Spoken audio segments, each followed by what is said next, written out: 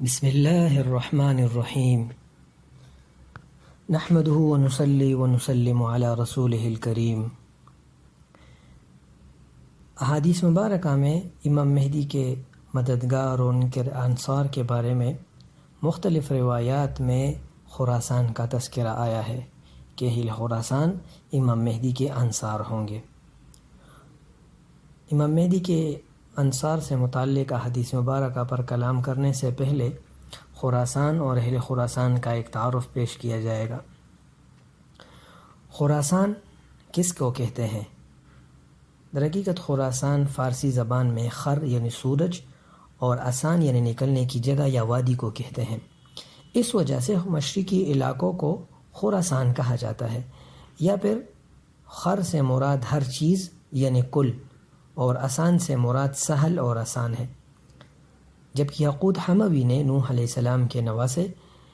عالم کے اولاد کو خراسان نامی شخص سے مراد لیا ہے، تو اس وجہ سے اہل خراسان چونکہ عالم کے اولاد تھے اور اس کے اولاد میں خراسان نامی شخص تھا، اس وجہ سے ان علاقے کے رہنے والوں کو خراسان کہا جاتا ہے۔ موجودہ دور میں فن جغرافیہ کے ماہرین کے نزدیک خراسان سے متعلق 4 باتیں ہیں۔ نمبر 1، خراسان سے مراد عراق کے علاقے جوین اور بیحق اور ہندوستان تک جو علاقہ جس میں تاجکستان، ایران کے علاقے سجستان، کرمان، یہ خراسان کے علاقے شمار ہوتے ہیں، جبکہ پاکستان کے حدود میں غزنی تک کے علاقے پرانے ادوار میں خراسان کہلاتے تھے۔ قدیم دور میں خراسان کے شہروں میں ایران کا نیسابور اور مرو شہر، افغانستان کا ہرات، بلخ، طالقان، نسا وغیرہ علاقے، ازبکستان کا شہر سرخس، اور اس زمانے میں نہر جیہون کے کنارے دیگر آباد شہروں سے مراد خراسان ہوتے تھے۔ علامہ بلازری نے خراسان کو 4 حصوں میں تقسیم کیا ہے۔ نمبر 1، 1/3 ایرانی شہر بیشاپور، قہستان، طبستان، افغانستان کا شہر ہرات، بادغیس، اور ازبکستان کا شہر طوس اور یوشنج اور ان کے علاقے۔ نمبر 2، دوسری چوتھائی حصے میں ایران کا شہر مرو، ازبکستان کا شہر سرخس، ایبیرود، اور افغانستان کا شہر طالقان، خوارزم آمل اور روس وغیرہ داخل ہیں۔ تیسرے حصے میں نہر جیہون کے مغربی کنارے کا 8 فرسخ علاقہ شامل ہے، جس میں افغانستان کا شہر فاریاب، جوزجان، تاجکستان کے بالائی علاقے خست، اندربا، بامیان، بغلان، والج، بدخشان، سمنجان وغیرہ شہر خراسان میں آتے ہیں۔ اسی طرح آخری چوتھائی حصے میں ماوراء النہر کے داخلی علاقے خراسان میں شامل ہیں۔ اس سے معلوم ہوا کہ موجودہ دور میں صوبہ سرحد کے علاقے بعض علاقے، جبکہ افغانستان کے اکثر علاقے خراسان میں شامل ہیں۔ اہل خراسان کی اہمیت کے بارے میں ائمہ اہل علم کے بہت سے اقوال ہیں۔ علامہ عبداللہ الاندلسی لکھتے ہیں کہ نبی کریم صلی اللہ علیہ وسلم کی یہ روایت لو کان الایمان بالثریا لنالہ رجال من فارس، اس حدیث کا مصداق اہل فارس نہیں بلکہ اہل خراسان ہے، کیونکہ ان کا اسلام قبول کرنا اسلام میں رغبت کی وجہ سے ہوا، پھر اسلامی عبادات خوب شوق اور جذبے کے ساتھ ادا کیے، اسی طرح فرقہ واریت سے یہ علاقے دور رہیں۔ خراسان کے اکثر شہروں میں فقہاء و محدثین اسلامی تاریخ میں نظر آتے ہیں۔ یہی وجہ ہے کہ ان حکومت میں بنیادی کلیدی عہدوں پر اہل خراسان ہی موجود ہوتے ہیں۔ اسلامی تاریخ میں خلافت بنو عباس میں برامکہ کی شکل میں موجود رہے، پھر قحابطہ، طاہریہ، علی بن ہاشم، اور یا پھر دوسری حکومتوں میں یہی لوگ موجود پائے جاتے ہیں۔ اس قول کی تائید نبی کریم صلی اللہ علیہ وسلم کے اس ارشاد سے بھی ہوتی ہے جس میں فرمایا اہل خراسان ہی حقیقتاً امام مہدی کی سلطنت کے لیے مشرق سے سیاہ جھنڈوں کی حمایت میں آئیں گے۔ انہی جھنڈوں کے بارے میں ایک صحیح روایت میں منقول ہے کہ خراسان سے نکلنے والے سیاہ جھنڈوں کو بیت المقدس کے ایلیا شہر پر گاڑنے کی خاطر اہل خراسان کو دنیا کی کوئی طاقت بھی نہیں روک سکتی۔ اسی وجہ سے اہل خراسان کے سیاہ جھنڈوں کا ذکر کبھی شام میں تو کبھی دمشق میں اور کبھی عراق میں اور کبھی دوسرے علاقوں میں نظر آتے ہیں۔ اور دوسرے شہروں میں متعدد صحابہ کرام سے متعدد اسانید کے ساتھ یہ روایات مروی ہیں، جبکہ بعض احادیث مبارکہ میں ان سیاہ جھنڈوں کے آپس میں لڑنے کا بھی تذکرہ ملتا ہے۔ مشہور مورخ شریک ابن عبداللہ کا قول ہے کہ خراسان خدائی ترکش ہے، اللہ تعالیٰ جس پر نگاہ غضب کرے اہل خراسان کو ان پر مار دیتے ہیں، جبکہ ایک مشہور قول یہ بھی ہے کہ سرزمین خراسان سے اسلام اور قبل از اسلام جو بھی جھنڈا اٹھا ہے وہ اپنی کامیابی کو پہنچا ہے۔ مشہور مورخ لغوی اور محقق علامہ ابن قتیبہ رحمۃ اللہ علیہ فرماتے ہیں کہ اہل خراسان در حقیقت اسلامی سلطنت کے انصار، دین کے داعی اور مہمان نواز لوگ ہیں، مگر اس مٹی پر جو بھی قدم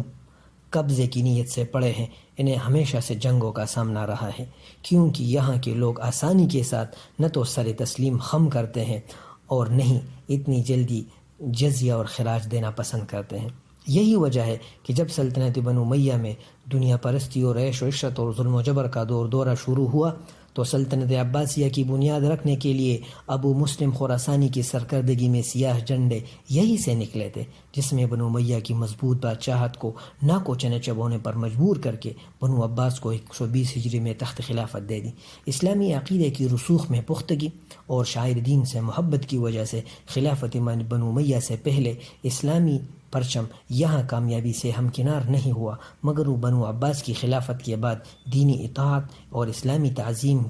یہاں کے عوام میں رچی بسی اور داڑھی و مسنون لباس، پردہ اور مضبوط جسم و ضخامت یہاں کی بنیادی صفات میں سے شمار ہوتے ہیں۔ اسی وجہ سے محمد ابن عبداللہ نے عباسی خلفاء کو خلافت بنو عباس کی قیام کے لیے یہاں کے طرف متوجہ کیا اور اپنے دائیوں کو انہی اوصاف کے حاملین یعنی اہل خراسان کو سلطنت بنو امیہ کے خلاف ابھارنے کی دعوت دی، کیونکہ یہاں کی دلیری، شجاعت، بہادری ضرب المثل جانی جاتی تھی۔ اسی بنا پر بعض احادیث مبارکہ میں سخت دل، لمبے بالوں والے، دیہاتی القاب اور کنیت نما اسماء یہاں کے امتیازی نشانات ہیں۔ مشہور مؤرخ حضرت مولانا مناظر احسن گیلانی رحمۃ اللہ علیہ فرماتے ہیں خراسانی مسلمانوں کا دینی جذبہ بہت اہم ہے۔ ابن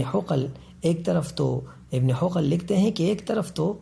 وہ اس زمانے کے خراسانی مسلمانوں کی تعریف میں رد اللسان ہے، کبھی لکھتا ہے کہ جہاد کرنے میں ان خراسانی مسلمانوں سے اپنی طاقت و قوت جوش کے لحاظ سے اسلامی ممالک میں کوئی ملک بھی ان کے جوڑ کا نہیں۔ کبھی لکھتا ہے کہ ان میں جن لوگوں کا حکومت سے کسی قسم کا تعلق نہیں ہے ان کا بھی یہ حال ہے کہ باوجود اتنی بعد مسافت کے حج کا انتہائی ذوق ان لوگوں پر غالب ہے۔ صحرا کے علاقے قطع کرنے جو خراسان اور عرب کے درمیان واقع ہے ان سے زیادہ جری کوئی نہیں۔